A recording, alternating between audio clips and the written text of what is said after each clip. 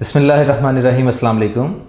अच्छा, आज हम बात करेंगे दराज वर्चुअल असिस्टेंट पे कि एक वर्चुअल असिस्टेंट क्या है। आप अगर ख़ुद वर्चुअल असिस्टेंट बनना चाहते हैं तो आपकी क्या ज़िम्मेदारियां हैं, या आप कोई इन्वेस्टर हैं और आप कोई वर्चुअल असिस्टेंट हायर करना चाहते हैं तो आप उससे क्या एक्सपेक्ट करें और क्या पेमेंट्स आप वो डिमांड करेगा और आप उसको कितनी पेमेंट देंगे और क्या क्या काम करवाए जा सकते हैं। सबसे पहले तो ये देखें, आप कोई लोकल बिजनेस भी करते हैं, लेट्स से आप कोई एक स्टोर ओपन करते हैं, फिजिकल स्टोर है या कोई शॉप है, आप खुद उस पर अगर टाइम नहीं देना चाहते या नहीं दे सकते तो डेफिनेटली आप एक शॉपकीपर, एक मैनेजर, एक उसको असिस्टेंट कह लें, उसको वर्चुअल तो नहीं कहेंगे जो फिजिकली अपनी सर्विसेज दे रहा है, तो एक मैनेजर हायर करेंगे।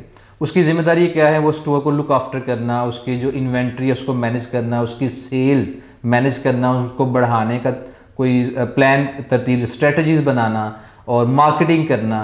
ठीक है, तो ये सब जिम्मेदारियां उसकी हैं। और जो रेवेन्यू जनरेट हो रहा है उसको मैनेज करना, उसको इंक्रीज़ करना, बूस्ट करना, ये सब उसकी जिम्मेदारी हैं। अच्छा, अब ये वर्चुअल असिस्टेंट जो है अमेज़ॉन के लिए बहुत मशहूर था।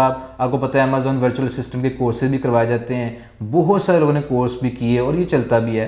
पाकिस्तान में बड़े सारे लोग जो हैं वो बिज़नेस करना चाहते हैं लेकिन खुद नहीं कर सकते, या तो खुद आता नहीं, या अगर आता भी तो उनके पास टाइम नहीं। अच्छा, रिसेंटली दराज के लिए भी वर्चुअल असिस्टेंट की काफ़ी डिमांड पैदा होगी। इनफैक्ट मुझे भी कई लोग मैसेजेस करके पूछते हैं अगर हमने प्रोडक्ट हंट करवानी उसके क्या चार्जेस हैं, या पूरा स्टोर मैनेज करवाना हो तो उसके क्या चार्जेस हैं। तो मैं सबसे पहले तो आपको ड्यूटीज़ बताऊँ कि एक वर्चुअल असिस्टेंट की ड्यूटीज़ क्या है। अच्छा, कई लोग जो यंगस्टर्स हैं, स्टूडेंट्स हैं, ये पहले काम सीखते हैं फिर वर्चुअल असिस्टेंट की सर्विसेज देना स्टार्ट कर देते हैं, तो अच्छी बात भी है, लेकिन अगर काम आता है तो वर्चुअल असिस्टेंट बड़े अच्छे तरीके से काम आपको कर देगा। सबसे पहले जो सबसे की फैक्टर है, मेन चीज़ है जो एक वर्चुअल असिस्टेंट से आप चाहते हैं और उसको भी चाहिए कि वो करे, वो है प्रोडक्ट हंटिंग। एक प्रोडक्ट अच्छी हंट करके आप लिस्ट करेंगे, डेफिनेटली ऑर्डर्स उस पर आएंगे, तो प्रोडक्ट हंटिंग।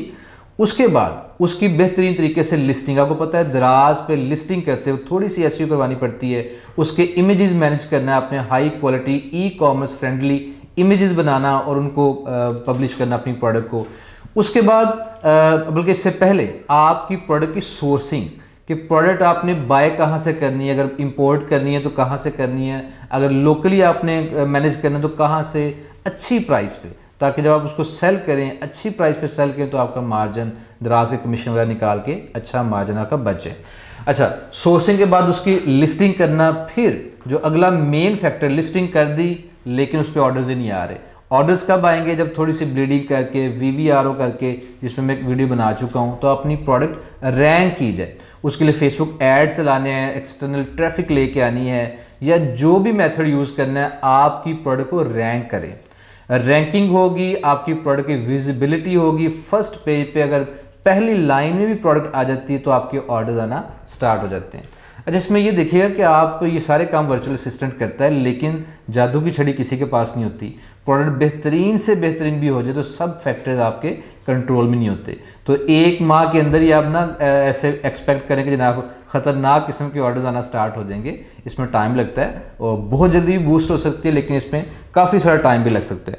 उसके बाद और क्या स्ट्रेटजीज अपनानी चाहिए, कैंपेन्स आई हैं उनको ज्वाइन करना चाहिए, और डिस्काउंट वाउचर जो है वो क्रिएट करके आपने ऑफ़र करना है अपने कस्टमर को। ये सब चीज़ें एक वर्चुअल असिस्टेंट की जिम्मेदारी हैं और उसको 2-3 माह असूलन आपको टाइम देना चाहिए।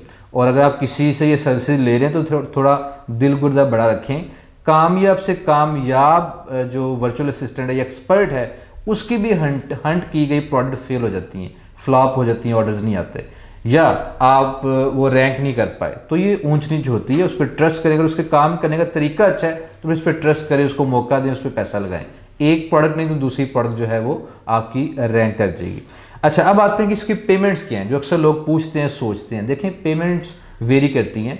आप किसी वर्चुअल असिस्टेंट को कहते हैं मैं टोटल 5 प्रोडक्ट करूंगा, उसको लिस्ट करना है, रैंक करना है, ऑर्डर्स और सारा कुछ आपने मैनेज करना है, उसकी पेमेंट और है। आप कहते हैं मैंने 10 प्रोडक्ट करवानी है तो उसकी पेमेंट डेफिनेटली कुछ और होगी। 50 प्रोडक्ट्स हैं आपकी तो उसकी पेमेंट कुछ और होगी। तो ये फिक्स तो नहीं है।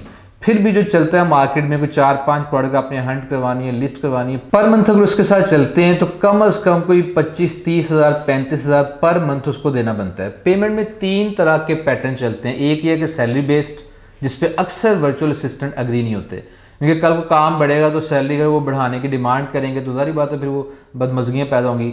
एक तो फिक्स सैलरी जो कि 25 से 40-45 हज़ार तक पर मंथ ये चलता है। दूसरा पैटर्न है कि टोटल परसेंटेज, जिसमें 50% वर्चुअल असिस्टेंट डिमांड करता है। और तीसरा होता है एक हाइब्रिड सिस्टम कि कुछ सैलरी 15-20 हज़ार फिक्स्ड और कुछ परसेंटेज लेट से रेवेन्यू का 5 to 10%। तो ये 3 पैटर्न चलते हैं, जो दोनों पार्टीज़ को सूटेबल लगे, विन विन मॉडल लगे, उस पर ये अग्री हो जाते हैं।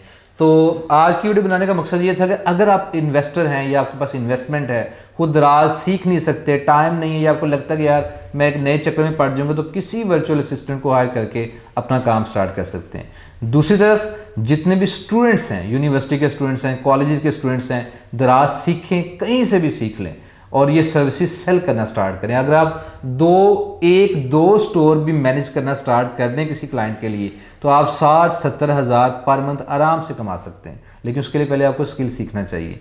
ये भी हो सकता है कि आप अपनी किसी प्रोडक्ट पे काम करें, कुछ पैसा ज़ाया भी होगा, क्योंकि जब भी बंदा सीखता है सब strategies as per plan work नहीं करती, तो आपको कुछ पैसा लगाना पड़ेगा, डबोना पड़ेगा, ज़ाया करना पड़ेगा। बाज़ लोग कस्टमर के पैसे पे ये सीखते हैं, बाज़ अपने पैसे पे सीखते हैं, लेकिन अल्टीमेटली जब सीख जाएंगे तो आगे आप अपनी सर्विसेज दे के या अपना स्टोर बना के काफ़ी सारा पैसा कमा सकते हैं। तो उम्मीद है आज की वीडियो आपको पसंद आई होगी। चैनल ज़रूर सब्सक्राइब करें, नीचे कमेंट में अपने क्वेश्चन पूछें, मैं पूरी कोशिश करूँगा रिप्लाई करने की। और आइंदा जो वीडियोस में मज़ीद मुफीद आपके लिए मालूमात लेके और दराज के बारे में कुछ इन्फॉर्मेटिव चीज़ें, रैंक करने के, अपनी सेल्स बढ़ाने के बारे में इस तरह की वीडियो लेके आपके लिए आऊँगा इंशाल्लाह। तो इजाज़त दीजिए, अल्लाह हाफिज़।